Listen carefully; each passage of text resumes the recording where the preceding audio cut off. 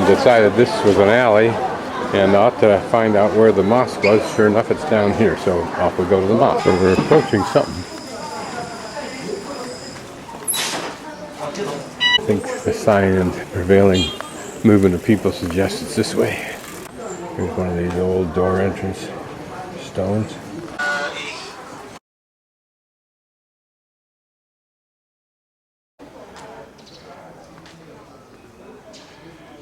So I'm now inside the Great Xi'an Mosque, and I was able to say Salam Alaikum. And as usually the case, people are pleased when you use their language, even a small amount. Even when I explain, that's all I can remember. So this mosque was begun in 742, making it well over 1,200 years old.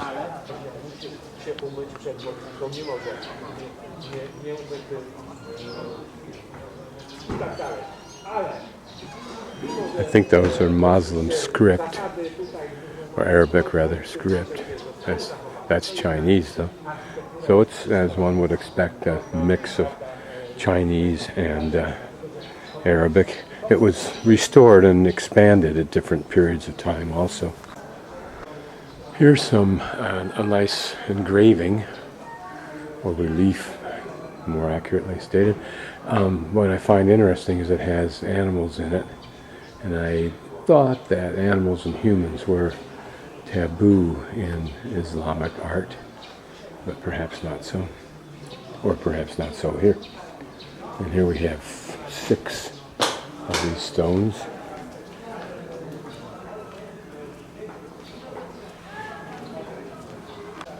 Even though I've got a cold, this is turning out to be a lovely day. I love walking through markets.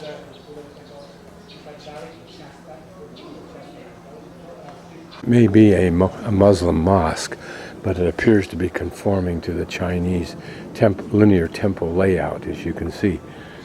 Here we're in the first significant inner courtyard. The dragon.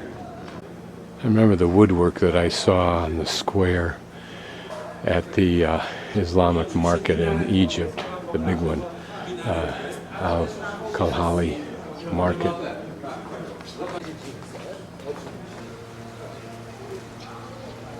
Just looking at this detail work up here, because that's very Islamic, where they're using geometric designs of some sort.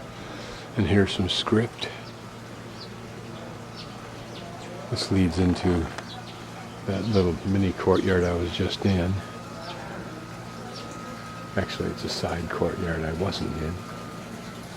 Here on this doorway, some pretty flower detail that I want to look at, because I think this is a combination of carved and painted, unlike the Chinese normally, which is just painted.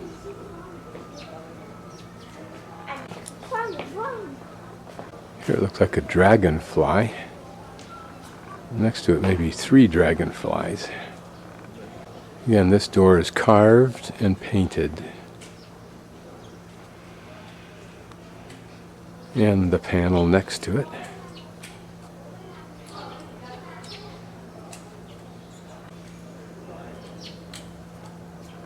Now again, this was updated in the Ming, Yuan, and I think maybe the Qin dynasty. This is a stele tower of some sort.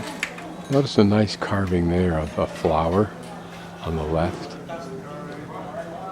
And a stele type inscription there. Don't know what these holes in the slabs represent. Here are the lower 4 door panels of that door that's adjacent to the one I was just videoing. And this building is the ritual cleansing room used by Muslims before they begin to pray.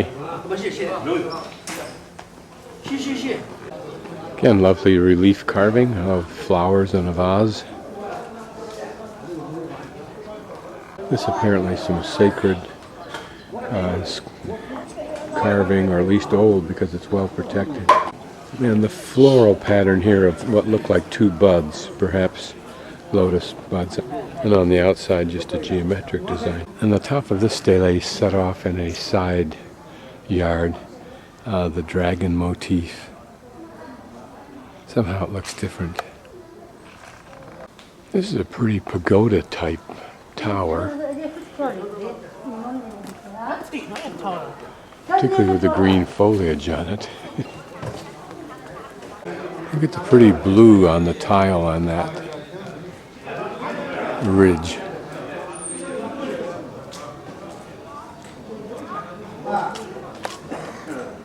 Some pretty carved detail on a side wall.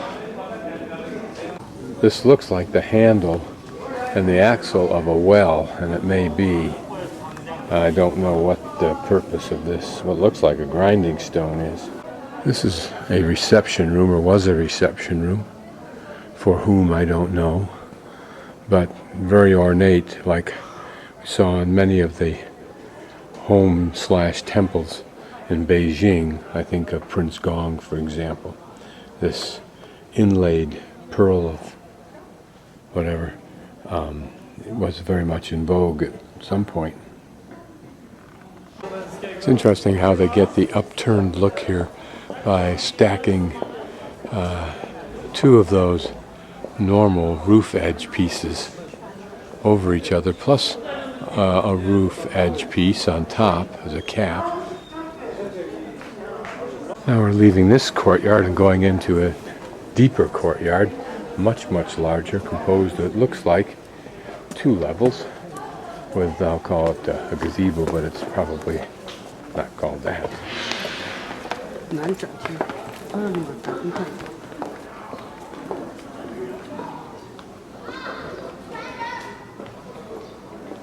This is interesting for its completely unrestored, dust-laden appearance, not to mention the foliage and moss on the roof.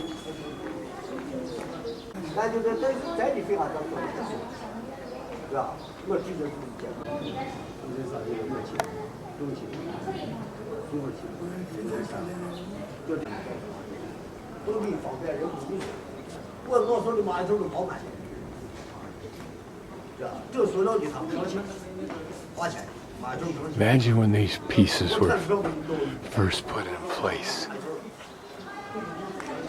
The men who did it, what their lives were like, what they thought about as they were working. I wonder if these pretty pots with lilies floating in it that I've been seeing all over Southeast Asia for the last 2 years were really nothing more than fire water reserves. This looks like what was once a decorative pool that might have allowed for water to cascade down over this rock. It has all that appearance. The rock is totally constructed of smaller rocks. And it appears that these pits were designed to hold the water of rain and channel it here from around this inside area. This is the prayer hall, which non-Muslims are not allowed to enter. I will say one thing, that the combination of Chinese and Muslim is far more interesting than mosques that I've seen almost anywhere. Most mosques are pretty bland looking, except for maybe the altar stairway or the pulpit stairway. And the carving is interesting.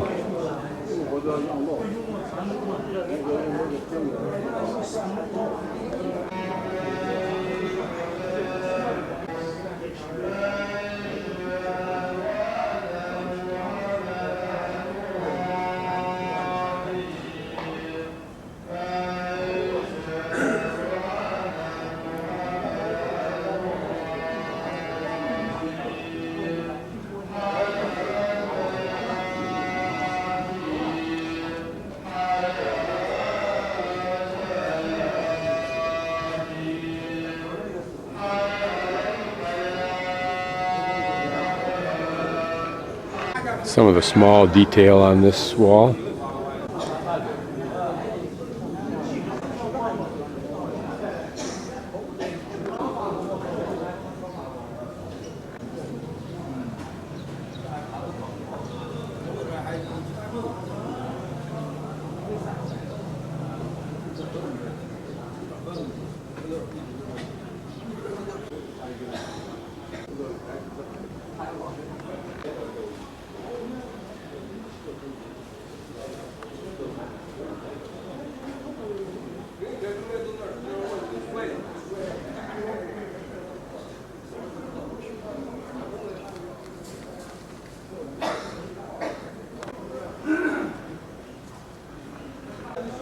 a large relief in its frame.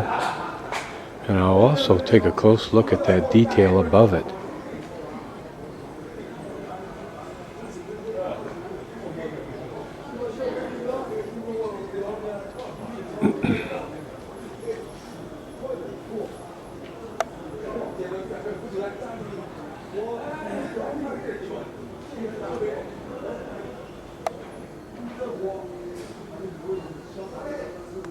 Here another large panel on the other side of that courtyard. The bricks themselves are covered with moss. This is a big wooden device. It looks like a gate, but in the center is this gently carved graphic. In the center, almost looking like a seashell, but rather than a seashell, it seems to be just a continuous series of lines, so it may have greater meaning in Arabic. This is interesting as a set because it's a table with two chairs, and then the large part in the back is a backdrop for the whole setting. And notice how the stone gives the illusion of mountains, something very much revered by the Chinese. Here what must be a very old painting.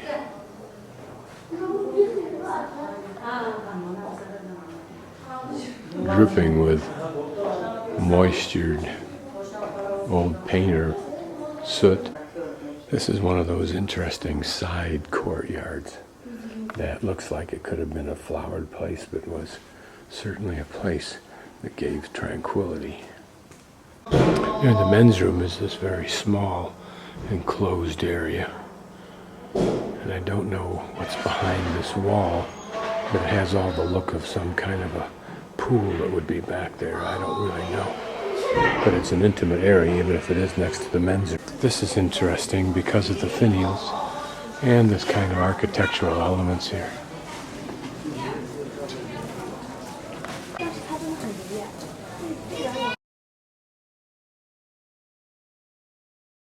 These are some of the narrow passageways off which may be people's homes.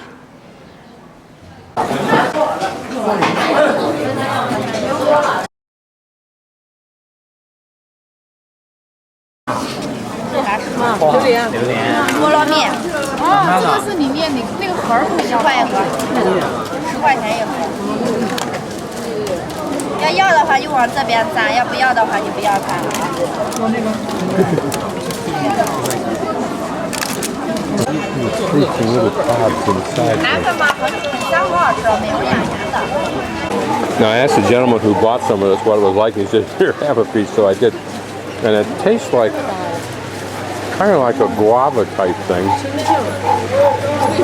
but a very bland taste. I mean, it's almost insipid, not quite. Extremely subtle taste. See, here's how you make these things, I think. Those things come out of that mold, which are inside that cooker there, and then she comes it like that. So now she's got a treat. It's this material here, which looks like masa from Mexico, but that's probably a good treat for her. This is part of the street that I live on now. Relatively quiet, tree-lined. I make my circuit around the block. This is where I think I come back to my street.